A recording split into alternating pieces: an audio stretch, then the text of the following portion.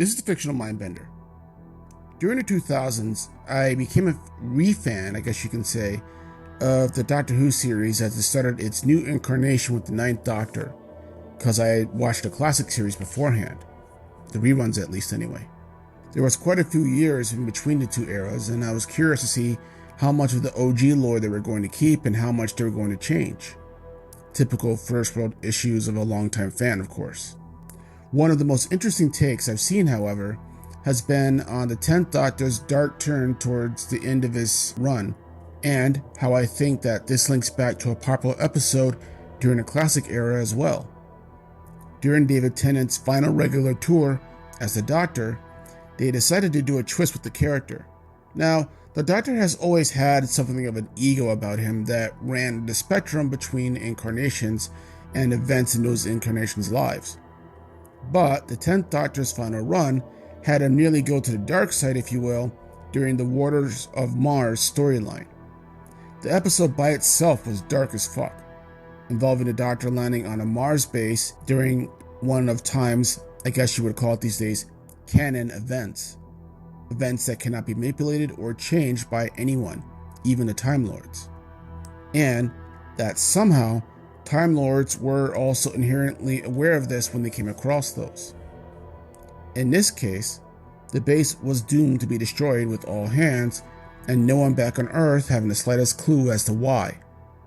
The Doc finds this out, of course, with the reason being that the team encountered a water-like invasive species that took over anyone it came in contact with. And, apparently, to keep it from spreading back to Earth, the team blew up the base and themselves with it. That's what was supposed to happen. And it inspires one of their children back home to become an explorer herself and truly begin humanity's exploration of the stars. The Doctor, however, having something of, I guess you would call it, in-life crisis, decides to intervene at the 11th hour by saving the survivors while still blowing up the base. However, he doesn't do this out of kindness as much as just to prove a point to himself, time, and the universe as well. That he is the Doctor, the last of the Time Lords, and he likes this version of himself, and refuses to change it for anybody, and to plant that flag, deliberately alters the canon event. Maybe he had a talk with Miles Morales at some point, I don't know. More so, however, he establishes this point of view in a clear-cut rant to the team leader, Adelaide Brooke, who now realizes after being rescued the monumental fuck-up of what just happened, and believes now that they all should have died, as was supposed to happen according to time. And, moreover, that no one should have the power to tamper with time whenever they damn well please, Time Lords included. Of course, with the mindset the Doc is in at this point, he curtly disagrees. But then she decides to reverse Uno him by doing the same thing that he did, by going to her home and taking her own life, since her daughter is supposed to be becoming a pioneer of space exploration, which was the reason the base needed to be destroyed in the first place. With her death, her daughter is still inspired to explore, while at the same time, again, the base is still destroyed and the other survivors don't have to die. The Doctor senses this change in the fabric of time, and also realizes finally that he's crossed the line and flees in something of a panic. Perhaps he's afraid of time's retribution on him for daring to interrupt the flow. Who's to say? Now, this is interesting because it harkens back to a legendary character that many longtime Doctor Who fans would know, or rather, I should say, an incarnation from the classic series, the Valeyard, from the Trial of a Time Lord episodes during the Sixth Doctor's run in the mid-80s. The Valeyard, posing as a prosecutor for the Time Lords who had set the Doctor up for a crime he didn't commit, was a version between the Doctor's 13th and final incarnation of the then future at that time.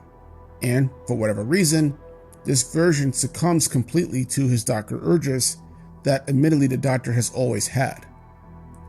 The Waters of Mars takes a deep dive into reconnecting with this darker version of the Doctor becoming so self-centered and so arrogant that he now looked upon other people's lives as quote-unquote small and insignificant when paired against his own and as well as the great deeds that he's done across time and space.